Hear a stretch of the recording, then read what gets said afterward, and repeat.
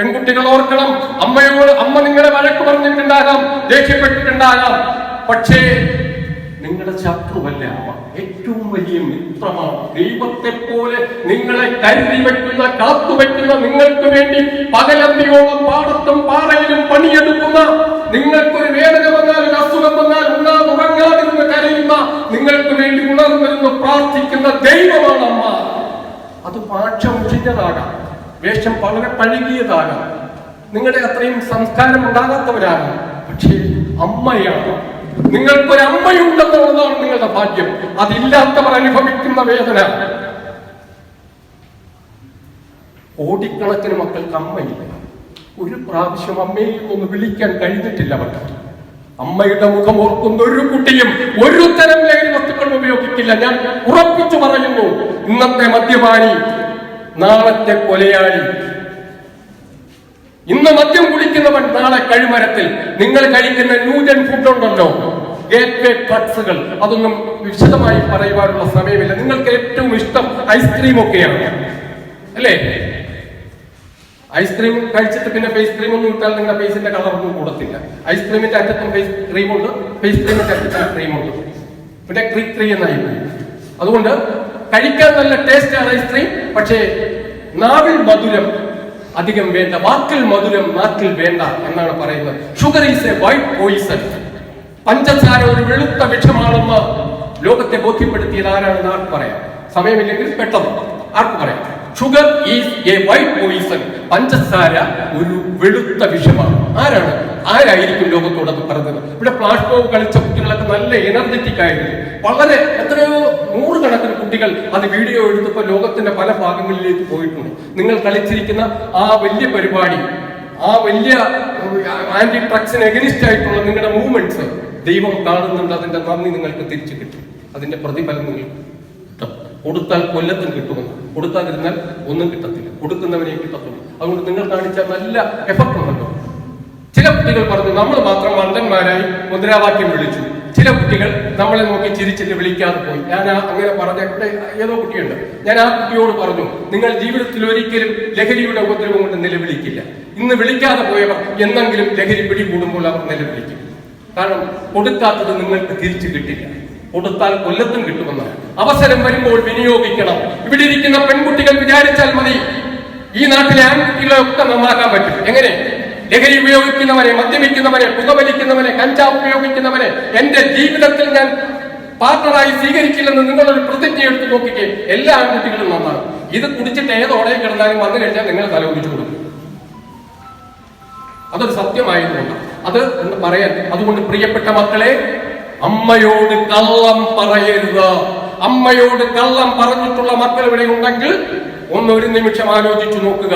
അമ്മ എന്ന ദൈവത്തിന് പകരം വയ്ക്കാൻ ഈ ഭൂമിയിൽ മറ്റൊന്നില്ല എന്ന സത്യം നിങ്ങൾ അറിയുമ്പോൾ 100 പ്രാവശ്യം അമ്മയുടെ മുഖത്ത് മോഷനും യൂറിനും കൊണ്ട് നിങ്ങൾ അടിച്ച് ചാലിച്ച് വികൃതമാക്കി ഭക്ഷണത്തിൽ, ഡ്രസ്സിൽ, കിടക്കയിൽ കഴിക്കുന്ന ഭക്ഷണത്തിൽ, അപ്പോഴൊക്കെ മൂക്കത്തൊന്ന് വിരൽപ്പിക്കാതെ, നെറ്റിയൊന്ന് ചുളിക്കാതെ നിങ്ങളെ കഴുകി വൃത്തിയാക്കി ശുദ്ധിയാക്കി മാറത്തടക്കി കെട്ടിപ്പിടിച്ച് 100 കണക്കിന് മുത്തം തന്ന് സേഫായി സൂക്ഷിച്ചു വെച്ച ആ പെറ്റമ്മയുടെ മുഖത്ത് നോക്കി നിങ്ങൾ കള്ളം പറഞ്ഞിട്ടുണ്ടോ?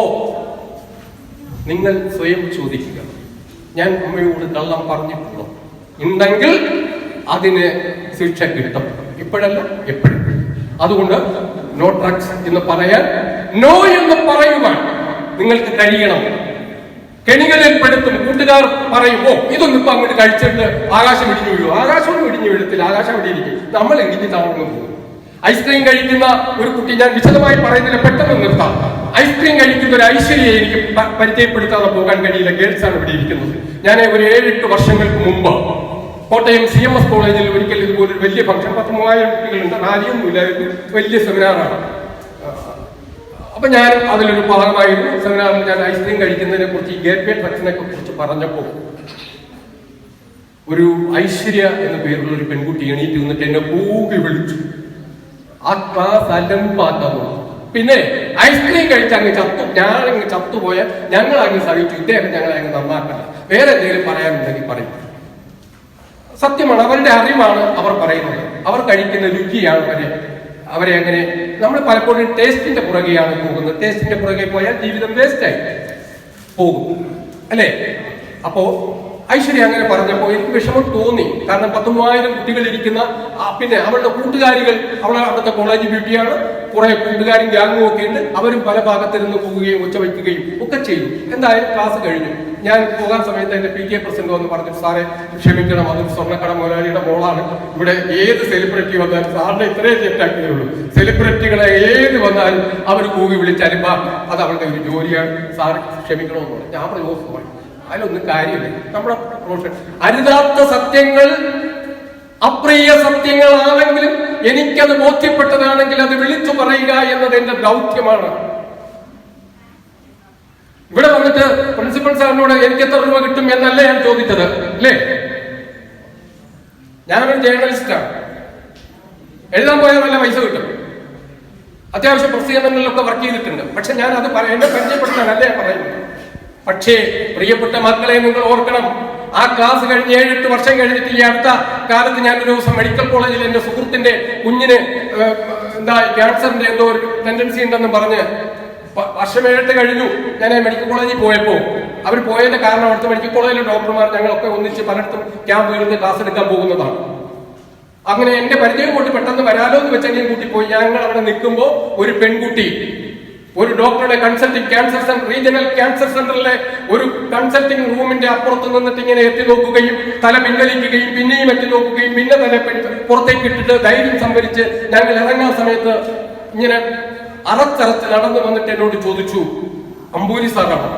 കാരണം എന്റെ പേരൊക്കെ അവർ മറന്നുപോയിരുന്നു. അമ്പൂരി എന്ന പേര്, സ്ഥലത്തിന്റെ പേര് മാത്രം അവർക്ക് ഓർമ്മയുണ്ടായിരുന്നു. 7 വർഷത്തിന് മുമ്പുള്ള കഥയല്ലേ. അപ്പൊ ഞാൻ പറഞ്ഞു, അതെ അമ്പൂരി സാറാണ്. എന്നെ ഓർമ്മയുണ്ടോ? ഞാൻ പറഞ്ഞു, സോറി, ഞാൻ ഓർക്കുന്നില്ല. കാരണം ഓരോ ദിവസവും ഇന്ന് 2 സ്കൂളെങ്കിൽ നാളെ 2 സ്കൂൾ, 2000-3000 കുട്ടികളെ നമ്മൾ ഫേസ് ചെയ്യുന്നതാണ്. ചിലപ്പോൾ ഇപ്പൊ കാണുമ്പോൾ നാളെ നിങ്ങളെ കണ്ടാൽ ഞാൻ ഓർത്തെന്ന് വരില്ല.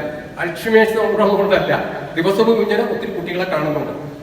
അപ്പോ അവർ പറഞ്ഞു, സർ ഞാൻ ഐശ്വര്യയാണ്. ഞാൻ ചോദിച്ചു, ഐശ്വര്യ? മനസ്സുകൊണ്ട് ഞാൻ തരാൻ തുടങ്ങി. സാർ, കോട്ടയം CMS കോളേജിലെ, എനിക്ക് പെട്ടെന്ന് മനസ്സിലായി, കാണാൻ നല്ല ഗോതമ്പിന്റെ നിറമുള്ള വെളുത്തു കൊലുങ്ങനെയുള്ള സുന്ദരി കുട്ടി, കോളേജിലെ ബ്യൂട്ടി ഗേൾ, നന്നായി പാട്ടുപാടുമെന്ന് PTA പ്രസിഡന്റ് പറഞ്ഞ ആ കുട്ടിയോ, ഈ കുട്ടി ഒരു ജീവച്ഛവമായി, കണ്ണുകൾ കുഴിഞ്ഞ് മുടിയൊക്കെ പൊഴിഞ്ഞ് വികൃതമായ ഒരു അസ്ഥികൂടമായി തലയിൽ ഒരു വെളുത്ത കെട്ട് വലിച്ചു കെട്ടി ഇങ്ങനെ നിൽക്കുന്നു. കരഞ്ഞതോ അവളല്ലായിരുന്നു. എന്റെ ഹൃദയം പൊട്ടി, ഞാൻ പിടഞ്ഞുപോയി. അന്നത്തെ ഞാൻ കാണുന്ന ഐശ്വര്യ ഒരു പക്ഷേ ഒരു സിനിമാ താരത്തെക്കാൾ സുന്ദരിയായിരുന്നു. പക്ഷെ ഇന്നത്തെ ഐശ്വര്യം ഉണ്ടല്ലോ, മരണത്തിനും ജീവിതത്തിനും ഇടയ്ക്ക് ഇങ്ങനെ നൂൽപ്പാലത്തിലൂടെ നടക്കുന്ന ഐശ്വര്യം. ആ കണ്ണുകൾക്കൊക്കെ എന്ത് തിളക്കമായിരുന്നു. ഇന്ന് ചത്തുപോയ കണ്ണുകൾ, പുഴുക്കൾ, പൊന്നിൻ നിറത്തേക്കാൾ അഴകുള്ള മേനികൾ പൊള്ളിക്കരിഞ്ഞു കിടക്കുന്ന കാണുക. ക്യാൻസർ എന്ന് പറയുന്ന മഹാരോഗം പിടിച്ചു മരണത്തിനും ജീവിതത്തിനും ഇടയിൽ കിടക്കുന്നവരുടെ എണ്ണവും മുഖവും നോക്കുമ്പോഴേ നിങ്ങൾ കഴിക്കുന്നത് എന്തെന്ന് നിങ്ങൾ തിരിച്ചറിയൂ. നിങ്ങൾ എന്ത് കഴിക്കുന്നോ അത് തന്നെയാണ് നിങ്ങൾ. ഐശ്വര്യനോട് പറഞ്ഞത്, സാർ അന്ന് സാറിനെ ഇൻസൾട്ട് ചെയ്തത് ഞാൻ ഒരുപാട് നാൾ എനിക്ക് വിഷമമുണ്ടായിരുന്നു. പക്ഷെ സാറിനെ സംബന്ധിച്ചത് ടച്ച് ചെയ്തിട്ടില്ലായിരിക്കും, ഓക്കെ. പക്ഷേ അതുകൊണ്ട് എനിക്ക് രോഗം വന്നു എന്നൊന്നും ഞാൻ പറയുന്നില്ല. പക്ഷെ എന്റെ ഐസ്ക്രീം സ്നേഹം, ഞാൻ ഐസ്ക്രീം കഴിച്ച് മാരകമായ മയക്കുമരുന്നും പെത്തടിയും ഒക്കെ അകത്താക്കി 10 അടി നടക്കാൻ കഴിയാത്ത അവസ്ഥയിലാണ് സാർ. ഞാൻ ഡോക്ടർമാർ പറഞ്ഞിരിക്കുന്നത് 6 മാസമാണ്. ഇപ്പോൾ ഐശ്വര്യം ഉണ്ടോ എന്ന് എനിക്കറിയത്തില്ല, കാരണം നമ്പറൊന്നും ഞാൻ വിളിച്ചിട്ടുമില്ല. ഇപ്പോൾ ഭൂമിയിൽ ഇല്ലാതിരിക്കും, കാരണം അവൾ പറഞ്ഞു വെച്ച ഡേറ്റ് വെച്ച്. പ്രിയപ്പെട്ട മക്കളെ, നിങ്ങൾക്ക് ഈശ്വരൻ അഴകും ആരോഗ്യവും തന്നിരിക്കുന്നത് അത് നശിപ്പിച്ച് കളയാനല്ല. നല്ലൊരു വീട് വച്ചാൽ മാത്രം പോരാ, അത് മെയിൻറ്റെയിൻ ചെയ്യണമെങ്കിലേ അത് ഭംഗിയോടെ ഇരിക്കൂ. ഈശ്വരൻ നിങ്ങൾക്ക് സുന്ദരമായൊരു രൂപവും മുഖവും ഭാഷയും ഒക്കെ തന്നിട്ടുണ്ട്. പാടാൻ കഴിയാത്തവർ, നടക്കാൻ കഴിയാത്തവർ, ഈ ഭൂമിയുടെ നിറങ്ങളും വർണ്ണങ്ങളും ഒന്നും ഒരിക്കലും കാണാൻ കഴിയാത്തവർ ഒന്നും ലഹരിക്ക് അടിമകളാകുന്നില്ല. ഈശ്വരൻ കൊടുത്ത സൗഭാഗ്യങ്ങളെ മുഴുവൻ തിരസ്കരിച്ചുകൊണ്ടാണ്. ന്യൂജൻ ഫുഡിന് പുറകെ പാകുമ്പോൾ ഐസ്ക്രീം ഒരുപാട് നുണയുന്നവർ ഓർമ്മിക്കണം, ഒരു നാൾ ഐശ്വര്യയുടെ ആ സുന്ദരമായ രൂപം മരണത്തിനും ജീവിതത്തിനും ഇടയിൽ ഒരു പുഴുവിനെ പോലെ പിടച്ചുകൊണ്ട് എന്റെ മുന്നിൽ നിന്ന് പൊട്ടിക്കരഞ്ഞ ഐശ്വര്യ ഒരിക്കലും എനിക്ക് മറക്കാൻ കഴിയാത്തതാണ്. അതുകൊണ്ട് എന്ത് കഴിക്കണമെന്ന് നിങ്ങൾ ആലോചിക്കുക. എന്തും കഴിക്കാം എന്ന ചിന്ത നല്ലത്. അതുകൊണ്ട് ഒരുവിധ ലഹരി വസ്തുക്കളും ആൺകുട്ടികൾ കുറവാണെങ്കിലും ഞാൻ പറയുന്നു, കൊഞ്ചല്ലേ കഞ്ചാവ് ഒന്നു തിന്നും ചെഞ്ചോര കവരുന്ന കാലനാണ് കഞ്ചാവ്. കേരളത്തിൽ ഓരോ ദിവസവും കണ്ടെയ്നർ കണക്കിനാണ് കഞ്ചാവ് പറന്നു വരുന്നത്. ആരാണ് ഇതെല്ലാം കഴിക്കുന്നത്? നമ്മുടെ കുട്ടികളാണ്. നമ്മുടെ പുത്തൻ തലമുറയെ, കോളേജ് കുട്ടികളെ, സ്കൂൾ കുട്ടികളെ ഫോക്കസ് ചെയ്തുകൊണ്ട് നിഗൂഢമായ ഗ്രൂപ്പുകൾ നമുക്ക് ചുറ്റുമുണ്ട്. അവരൊക്കെ നമ്മെ ഫോളോ ചെയ്യുന്നുണ്ട്. എല്ലാവരും തുടക്കമായി ശ്രദ്ധിക്കാറില്ല, ഒടുക്കത്തിലാണ് നിലവിളി. നമ്മളിപ്പം ഞാൻ ഒരു സിമ്പിൾ കാര്യം പറയാം. നമ്മൾ കുറച്ച് വെള്ളം ചൂടാക്കാൻ വെച്ചു, അത് 10 മിനിറ്റ് ആകുമ്പോൾ തിളയ്ക്കും. പക്ഷേ 10 മിനിറ്റ് തിളയ്ക്കണം, 10 മിനിറ്റ് ആകുമ്പോൾ കൃത്യമായ വെള്ളം ചൂടായി എന്ന് നമ്മളെ അറിയിക്കണമെങ്കിൽ അതിന് തൊട്ടു മുന്നുള്ള 0 പോയിന്റ് മുതൽ അതുവരെ ഈ മത് പ്രവർത്തിക്കുകയായിരുന്നു. ഒരു നാൾ കഞ്ചാവിന് പോകുന്നവൻ, മയക്കുമരുന്നിന് പോകുന്നവൻ, മദ്യത്തിന് പോകുന്നവൻ, അതിനു മുൻപുള്ള ട്രക്സുകൾ നിരവധി കഴിച്ചുകൊണ്ട് ആ വഴിയിലേക്ക് പറന്നെടുക്കുകയാണ്.